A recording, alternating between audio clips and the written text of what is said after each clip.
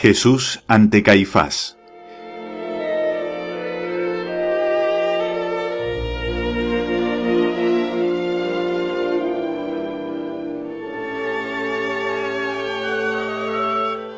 Jesús fue introducido en el atrio entre gritos, insultos y golpes. Al pasar cerca de Juan y de Pedro, los miró sin volver la cabeza para no comprometerlos con su reconocimiento. En cuanto estuvo en presencia del consejo, Caifás exclamó: «Al fin estás aquí, enemigo de Dios, blasfemo, que alteras la paz de esta santa noche». La calabaza que contenía las acusaciones de Anás fue desatada del ridículo cetro colocado ante las manos de Jesús. Después de leerlas, Caifás arremetió a preguntas burlescas contra nuestro Señor. Los verdugos le pegaban y empujaban con unos palos puntiagudos diciéndole: «Contesta de una vez, habla. ¿Te has quedado mudo?». Caifás, cuyo temperamento era mucho más soberbio y arrogante que el de Anás, había dirigido a Jesús un millar de preguntas una tras otra, pero nuestro Señor permanecía en silencio con la mirada baja. Los esbirros querían obligarle a hablar, reiterando los empujones y los golpes.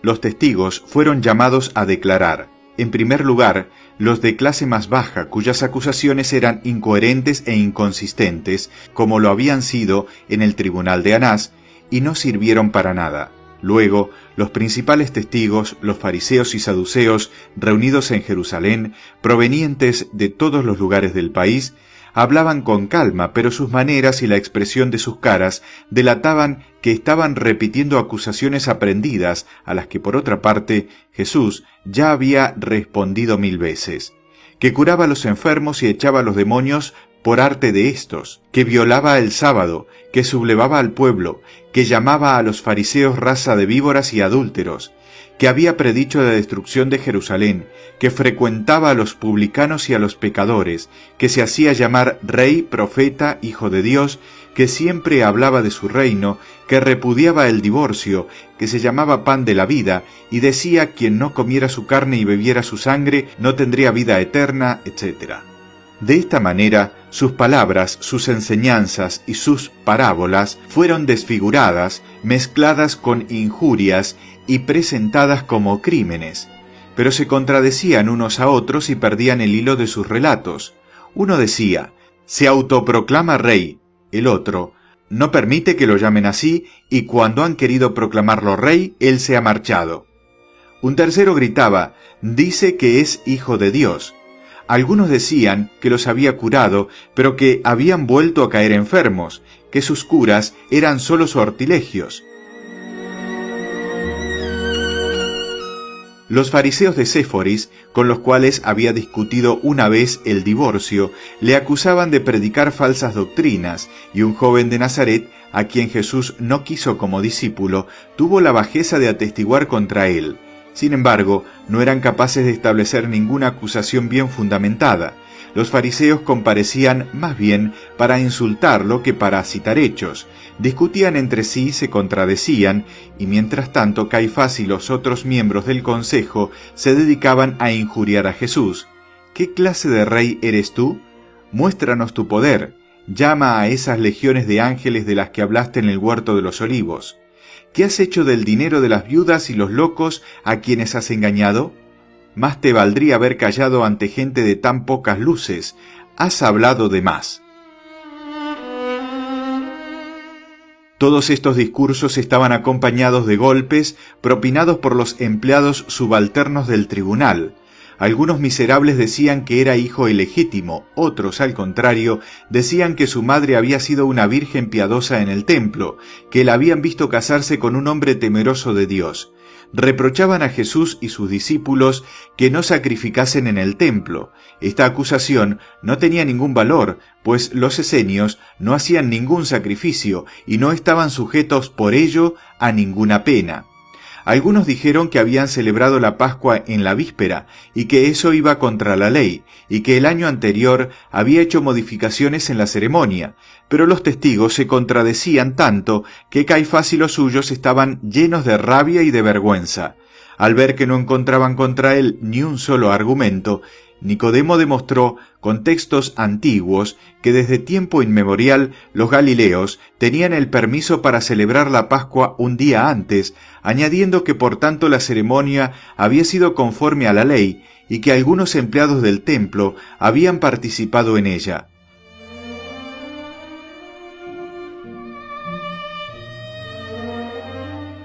Los fariseos lo miraron con furia e hicieron que continuara la audiencia de los testigos cada vez con más precipitación e imprudencia, con lo que no hacían más que revelar que sus únicos motivos eran la envidia y la maldad. Finalmente presentaron 2 testigos que dijeron: Jesús aseguró que derribaría el templo edificado por las manos de los hombres y que en 3 días lo reedificaría sin intervención humana. Pero tampoco estos se pusieron totalmente de acuerdo en a qué templo se refería Jesús, si al de Jerusalén o al lugar donde había celebrado la cena pascual.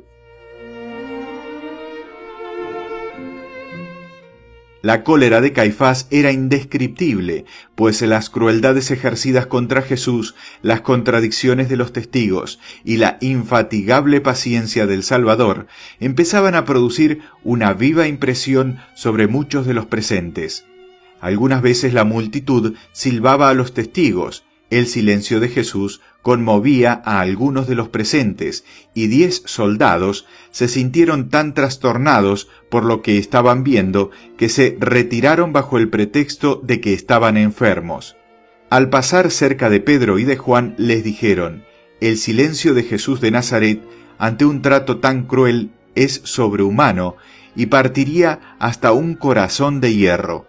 Decidnos, ¿a dónde debemos ir?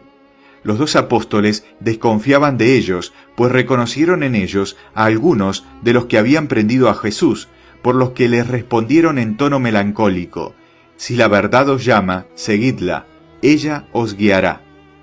Entonces aquellos hombres salieron de la ciudad, encontraron a otros que los condujeron al otro lado del monte de Sión, a las grutas del sur de Jerusalén.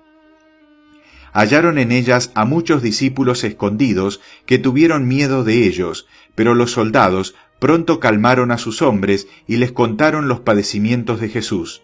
El intemperante Caifás, ya totalmente exasperado por los discursos contradictorios de los testigos, se levantó, bajó 2 escalones y dijo a Jesús: ¿es que no vas a responder nada a lo que aquí está diciéndose de ti? Estaba muy irritado porque Jesús no le miraba. Entonces los esbirros, haciéndolo por los cabellos, le echaron la cabeza atrás y lo llenaron de golpes, pero los ojos de Jesús permanecieron bajos. Caifás levantó las manos con viveza y dijo con tono de rabia: yo te conjuro por el Dios vivo a que nos digas si tú eres el Cristo, el Mesías, el Hijo de Dios. Se hizo un profundo silencio y Jesús, con una voz llena de indecible majestad, hablando por su boca el Verbo eterno, dijo: tú lo has dicho, y yo te digo más. Veréis al Hijo del Hombre sentado a la derecha del Padre entre las nubes del cielo.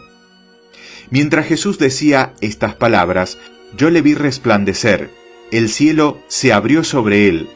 No hay palabras humanas para expresarlo. Vi a Dios Padre Todopoderoso, vi a los ángeles y la oración de los justos como si clamasen y rezasen por Jesús. Me parecía oír la voz del Padre Divino a la vez que la de Jesús. Al mismo tiempo, vi abrirse el infierno debajo de Caifás como una bola de fuego oscura, llena de horribles figuras. Parecía solo que una fina tela lo separase de él. Vi toda la rabia de los demonios concentrada contra Jesús. Vi muchos espectros horrendos entrar en la mayor parte de los asistentes, y en ese momento nuestro Señor pronunció sus solemnes palabras: yo soy el Cristo, el Hijo del Dios vivo.